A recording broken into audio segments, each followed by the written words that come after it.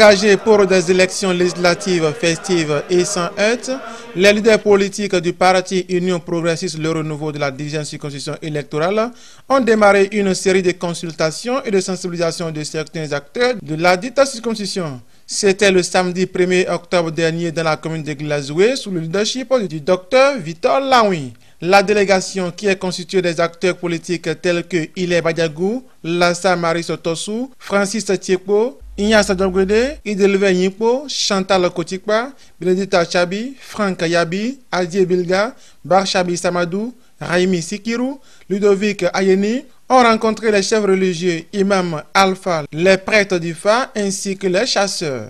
Le mot d'ordre est le même, sensibiliser pour l'observance des comportements de tolérance et de paix avant, pendant et après la période électorale. Étant natif de la commune de Glazoué, nous avons été choqués, très choqués de ce qui s'est passé en 2019.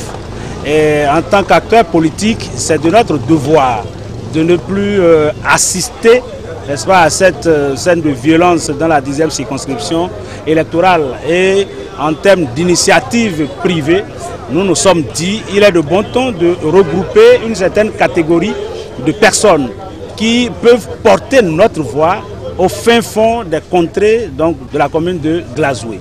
Donc l'initiative est née où il fallait rencontrer tous les imams, tous les alphas de la commune de Glazoué. L'information est passée, ils ont pris l'engagement de nous accompagner lors de les prêches les vendredis de chaque semaine, donc avant les élections prochaines. Nous avons également rencontré les chasseurs, les prêtres de Fa, les Bokono comme les appelons. Donc ces deux catégories, on les a joints ensemble parce qu'ils travaillent toujours ensemble. Nous avons besoin de rassurer le chef de l'État de ce que les collines, la 10e circonscription électorale, plus précisément, est disposée à voter dans la paix. Et pour finir cette soirée, nous avons rencontré tous les pasteurs des églises évangéliques, protestantes méthodistes, n'est-ce pas, avec leur vice-président. Certains sont venus avec leurs secrétaires également généraux. Nous avons porté cette information puisque c'est du devoir régalien d'un pasteur de prêcher la paix. Mais nous autres, en tant qu'acteurs politiques, il faut qu'ils nous connaissent. Il faut que nous les connaissons. Donc c'est, au fait, un rendez-vous de retrouvailles de ceux qui propagent la bonne nouvelle. Nous autres, bonne nouvelle en termes d'investissement, en termes de vision, eux autres, la paix et le volet spirituel. Je trouve que la séance à laquelle nous participons tous aujourd'hui est une séance importante. Et ça ne doit pas s'arrêter aujourd'hui. Je vous invite à continuer la prière, à parler à Dieu pour que jamais, à jamais, que cette affaire d'insécurité ne se reproduise plus. Dans notre circonscription en particulier et au Bénin en général.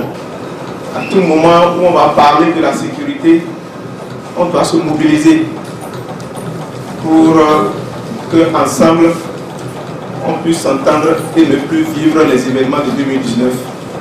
Nous avons beaucoup de choses à faire. Et lorsque on est dans un pays sous-développé, on doit se concentrer nécessairement sur le développement. Chers parents musulmans, on compte beaucoup sur vous et on sait que quand vous priez, je crois que Allah accepte.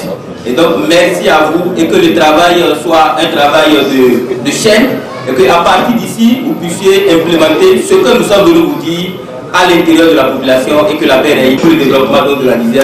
Au terme de cette première phase, les acteurs font le point et se disent satisfaits de cette mobilisation et des engagements des responsables religieux et des cultes rencontrés.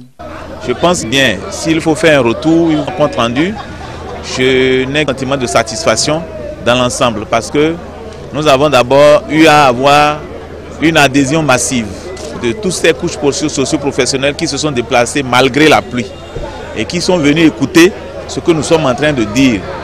Et alors, après le message qui soit passé, nous avons reçu également des doléances de la part de ces personnalités et qui sont d'accord d'accomplir cette mission avec nous. C'est donc ce qu'il convient de retenir aujourd'hui par rapport à tout ce qui a été fait.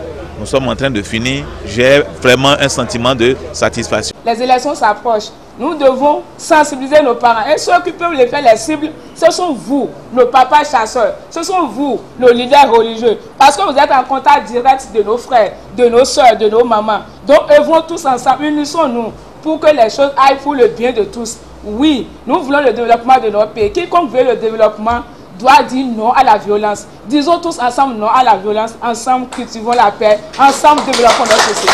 Je vous remercie. Ils ont profité de l'occasion pour sensibiliser la population à consulter les listes électorales pour d'éventuelles corrections. Le rendez-vous est pris pour le week-end prochain pour la marche itérative de paix dans les autres communes, Savet et Ouessé.